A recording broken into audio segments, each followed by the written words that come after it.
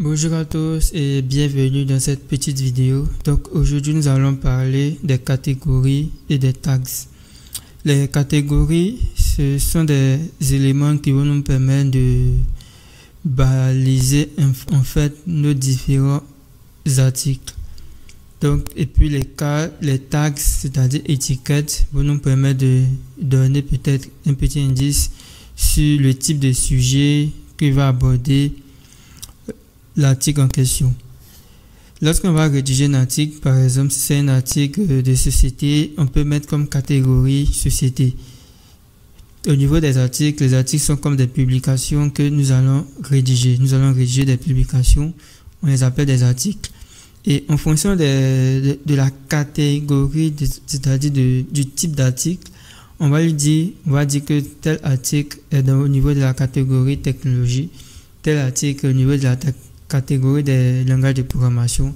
Par exemple, s'il y a une nouvelle sortie sur un langage de programmation, on va devoir dire que lorsque nous allons rédiger notre article de blog, on va mettre ça dans la catégorie langage de programmation pour dire que nous sommes dans la catégorie programmation.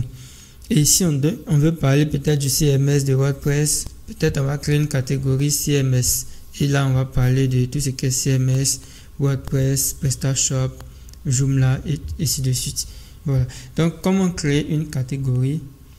On va venir directement au niveau des catégories et au niveau des articles. Voilà. Ou bien on vient d'en créer.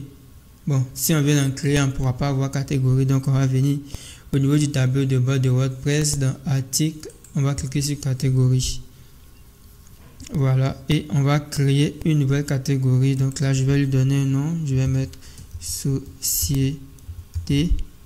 Voilà, là on a la possibilité de créer une catégorie juste là. Et puis au niveau des articles aussi, on a la possibilité aussi de créer directement une catégorie lorsqu'on sera en train de rédiger un article. Donc là, je vais cliquer sur article de test. Et là, on a la possibilité de choisir les catégories qu'on a déjà rédigées. Donc on va venir sur article. Voilà, donc il y a une catégorie que nous avons déjà créée, qui est société. Donc on va décocher non classé.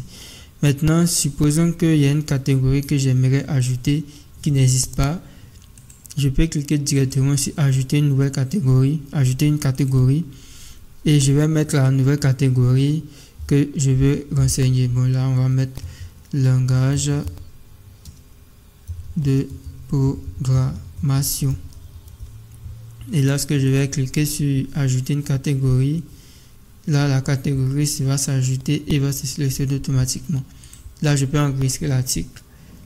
Et puis on peut faire la même chose pour les rubriques, pour les étiquettes. Donc au niveau des étiquettes, on peut rajouter peut-être HTML et on met virgule, CSS et PHP tout simplement. Voilà. Donc là, on vient de rajouter des étiquettes. Donc les étiquettes vont appartenir à cette catégorie. Là, je vais pouvoir enregistrer. On va afficher l'article en question. Donc on a l'article de test qui est là. Et on a les tags qu'on appelle étiquettes au niveau de WordPress. Voilà. Donc on va revenir au niveau du tableau de bord et vous allez pouvoir voir au niveau de articles, étiquettes. Et là vous voyez que on a les étiquettes, c'est-à-dire les tags qui ont été rajoutés automatiquement. Et aussi au niveau des catégories, on a le langage de programmation qui a été rajouté. Pour le moment, vu que le langage de programmation est une catégorie qui contient un seul article, vous voyez que ici il y a le chiffre 1. Le chiffre 1 signifie que la catégorie langage de programmation est associée à un seul article. Donc on va s'arrêter là pour cette vidéo. Merci de nous suivre et rendez-vous dans la prochaine vidéo où nous allons continuer à apprendre le CMS WordPress.